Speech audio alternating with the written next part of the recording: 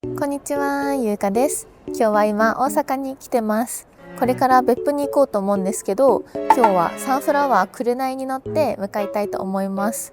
船だとだいたい大阪から別府は12時間ぐらいかかります。サンフラワー紅は2023年の1月にできた船らしいので、まだ新しくてすごいね、内装も調べた感じだとめっちゃ豪華で綺麗だったからとっても楽しみです。今日ね、私が予約した部屋はプライベートシングルツインっていう部屋なんですけど、値段が1万5110円でした。これね、結構直前に予約してしまって全然予約が空いてなくて、この部屋だけなんとか残ってて、他はね埋まっちゃってたんですよね。今の時間が18時23分なんですけど、船の出港が20時5分で1時間前から乗船できるらしいから、もうすぐで乗れるのでそろそろ向かいたいと思います。サンフラワーターミナル大阪の最寄り駅はニュートラムのトレードセンター前です。ここからだいたい200メートルくらい歩いていくんですが、アクトという建物の中を通っていけます。案内板がたくさんあるので、私みたいなプロの方向音痴でも大丈夫です。後ろにちらっとクリスマスツリーが見えますが、そうなんです。私はまだ2024年に取り残されてます。すごい。アクト2階にはサンフラワーミュージアムがあります。せっかくなので乗船記念に1枚。これをやるとチケット代が安くなるらしいです。歴代6隻のモデルシップが展示されていて、入場無料で誰でも見ることができるみたいです。まだ九州じゃないのに九州名物いっぱい売ってる。ミュージアムの向かいには発見カウンターがあります。サンフラワー専用なので分かりやすくて助かりました。奥へ進むと、ここもサンフラワー専用の待合室になってました。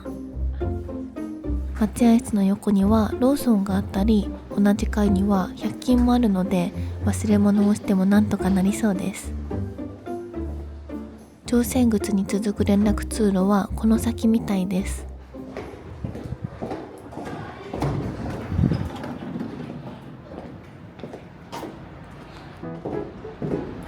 サンフラワーだ。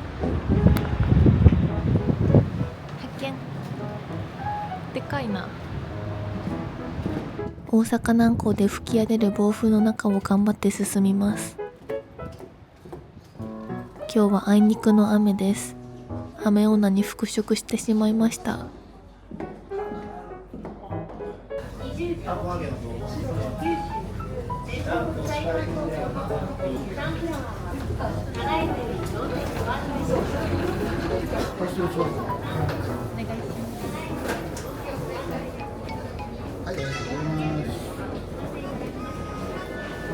今日のルサンフラワー紅、映像で迫力伝わりますかね。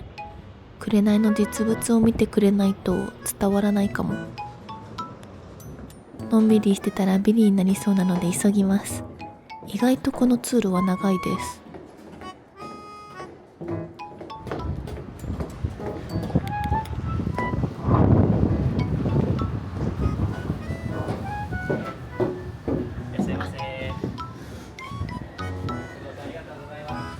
とりあえず部屋に荷物を置きたいので、船内は後からじっくり紹介しますね。私の予約したプライベートシングルツインの部屋は6階の選手側にあります。かざすのかな。乗船チケットの QR をかざせば開くはずが開かない。どうやって開けるの。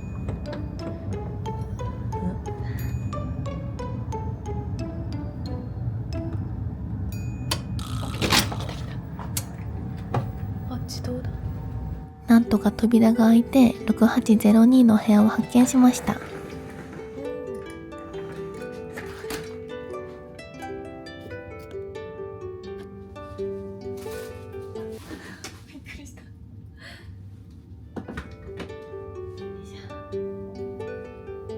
部屋の内装はこんな感じです。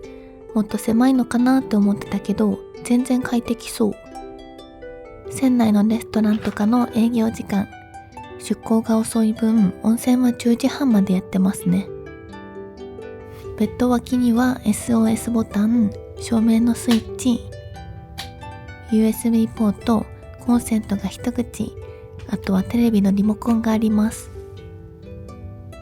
ベッドの上には1人分の収納スペースがあります。壁にはテレビがついていて、アメニティの歯ブラシとサンフラワータオルも用意されています。部屋は硬いカーテンみたいなドアで仕切られていて、鍵は内側からしかかかりません。これは靴箱と全身鏡ですね。出港まであと15分くらいあるので、船内の探検に出かけたいと思います。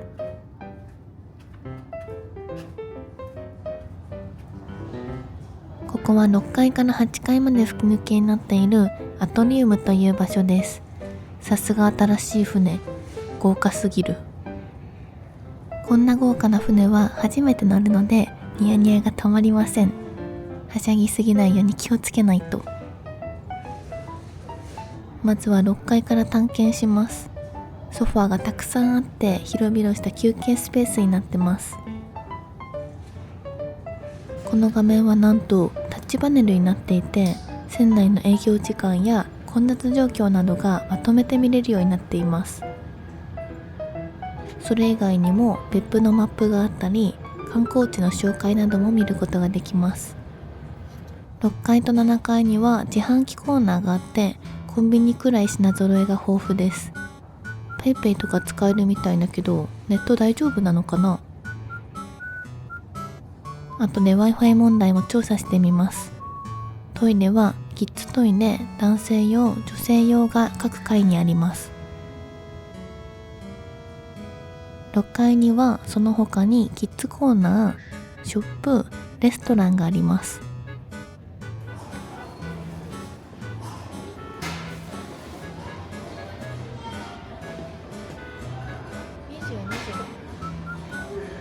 ショップの中はこんな感じで、大分県の名産物やサンフラワーグッズ、関西、九州のお土産を販売しているそうです。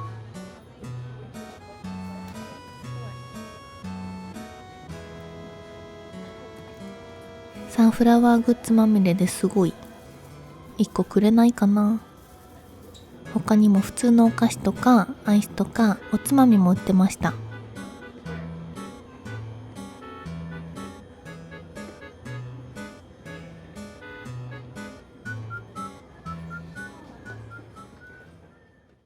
次は7階を探検しに行きます。ここでは毎晩大きな丸型の天井にプロジェクションマッピングが投影されるらしいんです。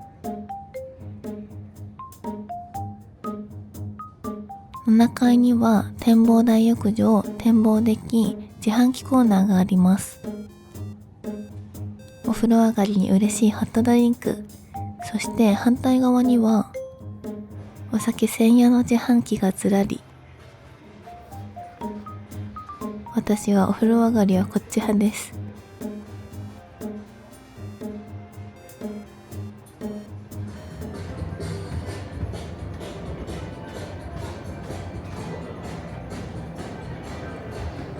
最後は8階からの眺めを見てみたいと思います。ちなみに船にはエレベーターもあるので、小さい子とかお年寄りでも安心して探検できます。私は夜ご飯たくさん食べたいので、その分歩きます。8階から見下ろしてみるとこんな感じ。豪華すぎて船にいるのを忘れちゃいそう。そろそろ出港の時間なので展望デッキに向かいたいと思います。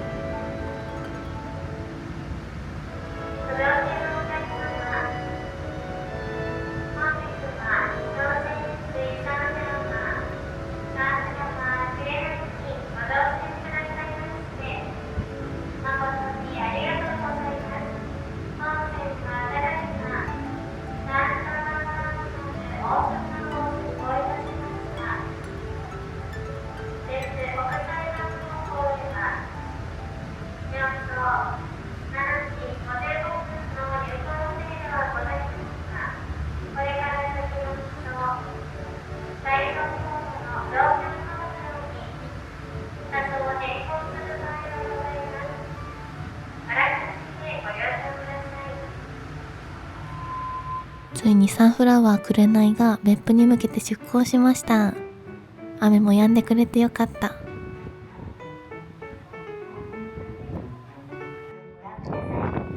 せっかくなので反対側の展望デッキからも景色を見てみようと思います。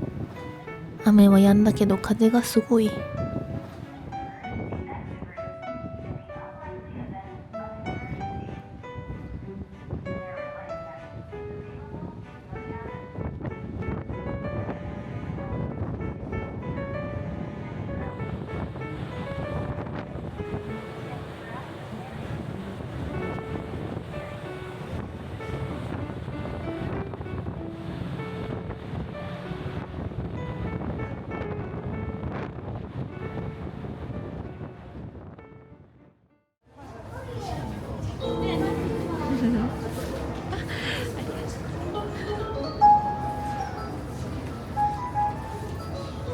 無事に出港を見届けれたので船内に戻って夜ご飯を食べに来ました。今日はオリジナルカレー単品ならテイクアウトもできるみたいです。ビュッフェ形式で料金は大人1名2500円でした。前回のサンフラワー札幌より200円高いですね。小人料金もおしそうになりましたが、なんとかこらえて大人料金で買いました。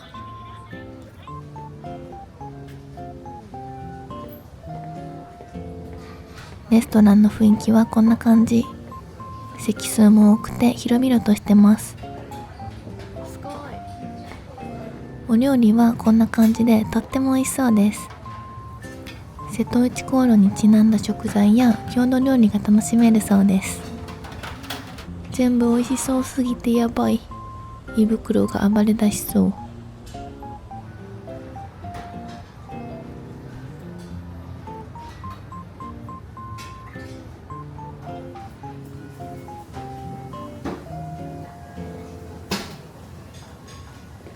ご飯のお供はもちろん生ビール。500円でいっぱいビールが飲めます。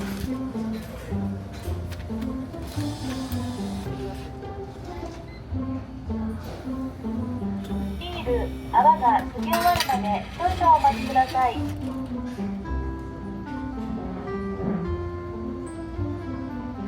ジョッキをお取りください。じゃーん、お料理を持ってきました。2回目のサンフラワー挑戦に乾杯。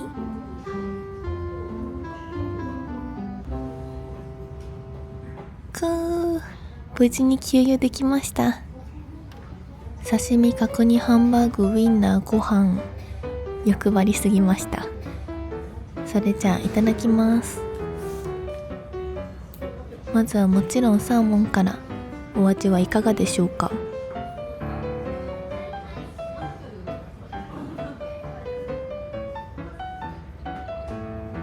美味しすぎる。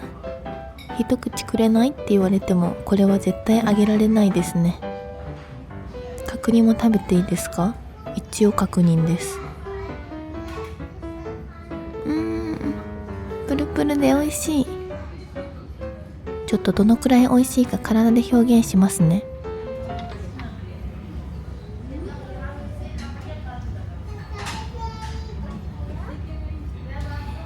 ビールを見てもらったらわかると思うんですけど、全然揺れてないんですよ。前回の大笑いから苫小牧が揺れすぎてビビったけど、今回は大丈夫そうですね。さすが瀬戸内海、揺れがなくてご飯も美味しく感じます。サンフラワーくれないは LNG 燃料っていうのが使われていて、 LNG を使うエンジンは普通の船で使うエンジンよりも静かで揺れないのが特徴らしいです。実は私も SY エンジンを積んでるので、ご飯とデザートは別腹で食べれるんですよね。お腹いっぱいになるとエンジンが止まって寝ちゃうっていう特徴もあります。ごちそうさまでした。船で食べるご飯最高すぎた。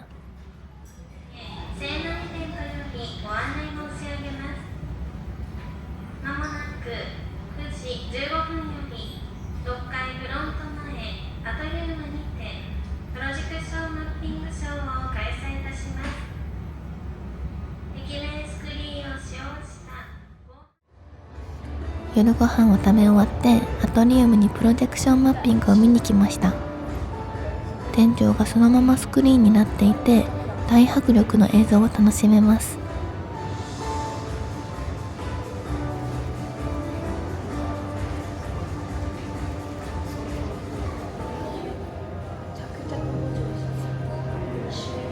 すごい、めっちゃ綺麗。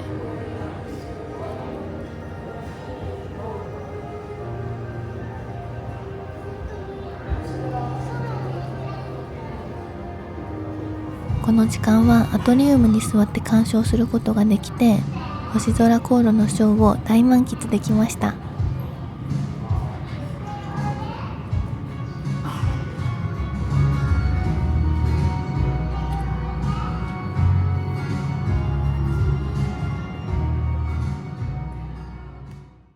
プロジェクションマッピングも見終わって部屋に戻ってきました。あ、そう、前回のフェリー旅のコメントで教えてもらった酔い止めの薬を持ってきたんですよ。12時間の船旅なので一応飲んでこっかな。今は全然大丈夫なんですけど、油断すると一瞬で船酔いしちゃうので先に手を打っておきます。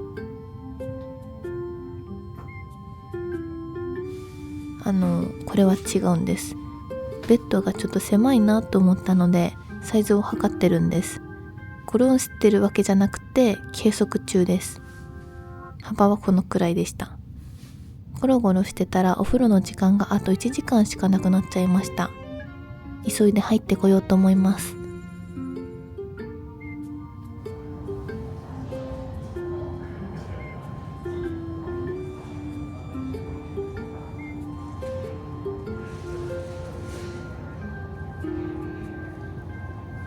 それじゃあ展望浴場行ってきます。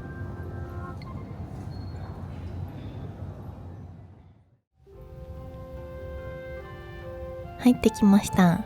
髪も洗えてすっきり。帰りにショップでお土産も買っちゃいました。これは家に持って帰って食べようと思います。あとは九州のクラフトビール、九州ラガーもゲットしました。こっちは大分の有名なお土産ザビエル。ビスケット生地の中に白あんが入ってるお菓子だそうです。九州ラガーだけ冷たいうちに飲もうかな。それじゃあ九州ラガーを吸収。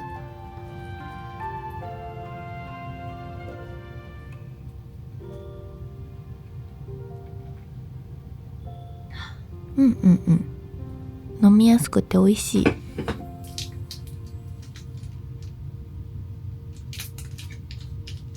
我慢できなくてザビエル食べちゃいました。まあ持って帰って食べる用は明日買えばいいのでね、今食べる用のお土産に変更しました。ザビエル会6802でひっそりと開催中です。明日の別府到着は8時くらいなんですけど、船の上から日の出が見たいので5時起きです。今日は実はさっき動画を投稿したばかりなのでコメントを少し返してから寝ようかな。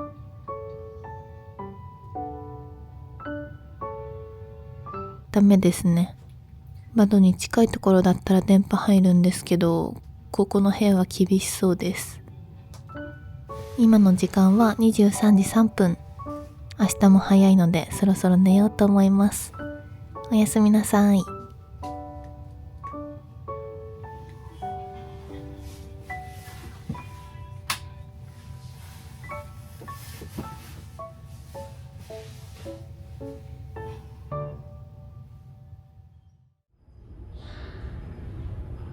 動画のコメントが気になりすぎて表に出てきちゃいました。Wi-Fi の速度は下り9メガ、上り7メガくらいでした。ちょっとだけ米変してから寝ます。おやすみなさい。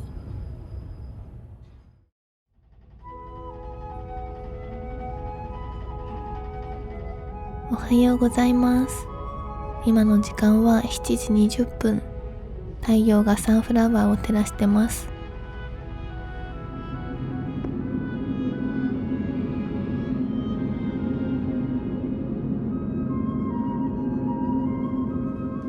昨日は疲れてたのかぐっすり眠れました。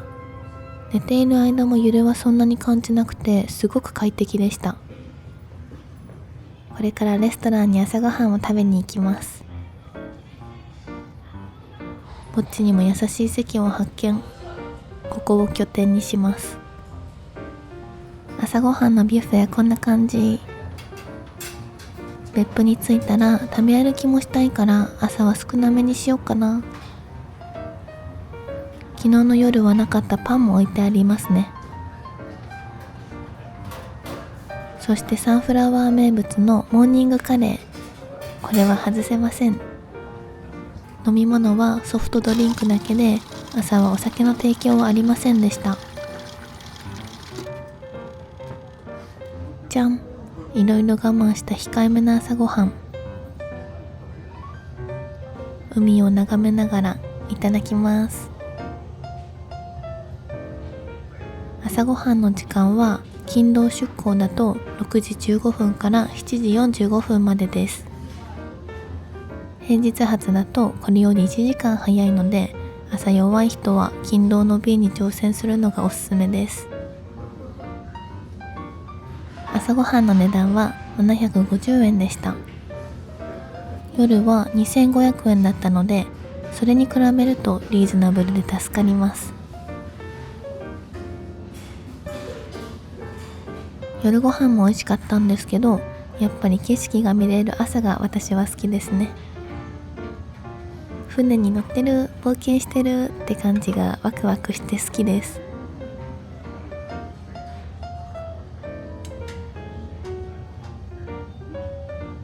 ごちそうさまでした。お料理の種類も豊富で大満足の朝ごはんでした。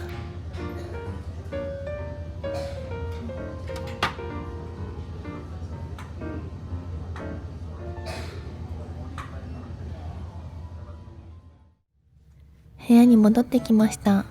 到着まであと30分くらいなので、そろそろ荷物を片付けなきゃ。ギリギリゴロせずに耐えました。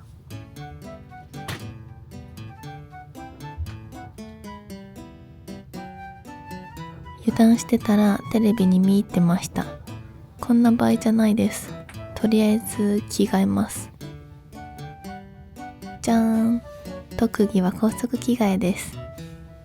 片付けと同じくらい大事なのが保湿。フェリーは乾燥するのでボディクリーム持参してます。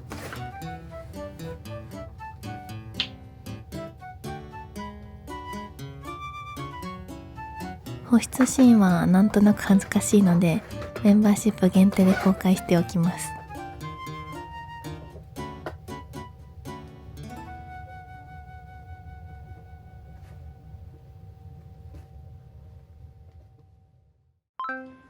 片付けが終わって最後にアトリウムに記念写真を撮りに来ました。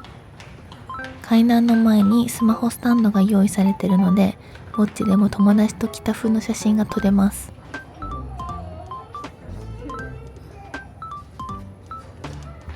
恒例の船長衣装のサイズもチェックしていきます。なかなかいいサイズ感ですね。ぜひ参考にしていただけたら幸いです。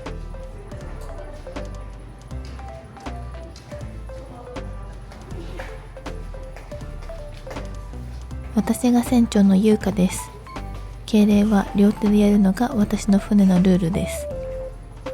でも恥ずかしかったらこっちのタイプの敬礼でも OK です。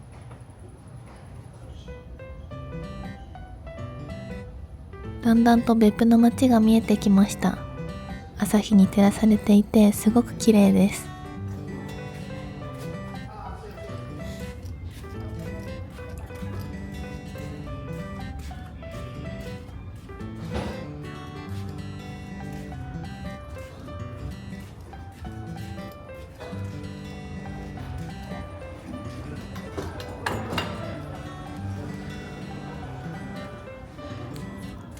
スリッパで行ってた。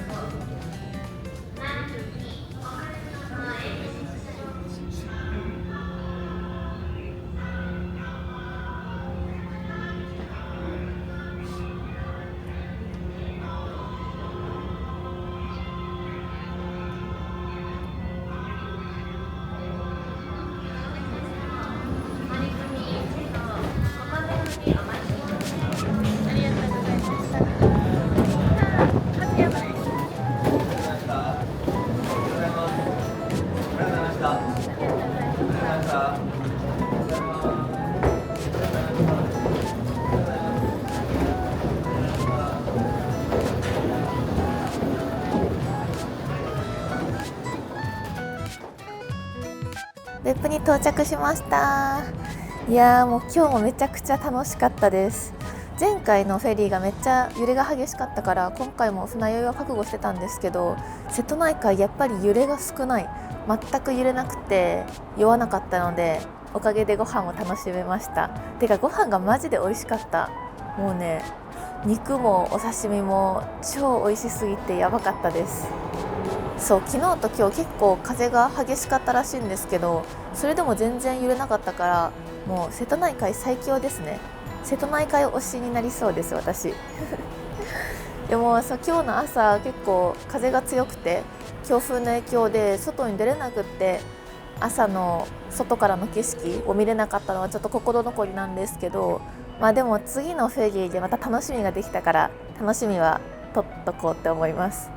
そう、前回見れなかった来島海峡大橋も見たかったんですけど、夜中の3時だったからさすがに起きてなくて、それもね次のやりたいリストに入れておこうと思います。あとは内装が本当に豪華で綺麗で、レストランも綺麗だったし、大浴場も綺麗だったし、吹き抜けの階段もすごく豪華で、もう全部がねもう超良かったです。これから初めて別府観光に行くんですけど、別府シリーズも何本か出す予定なので、別府編も楽しみにしててください。ということで今日も最後まで見てくれてありがとうございました。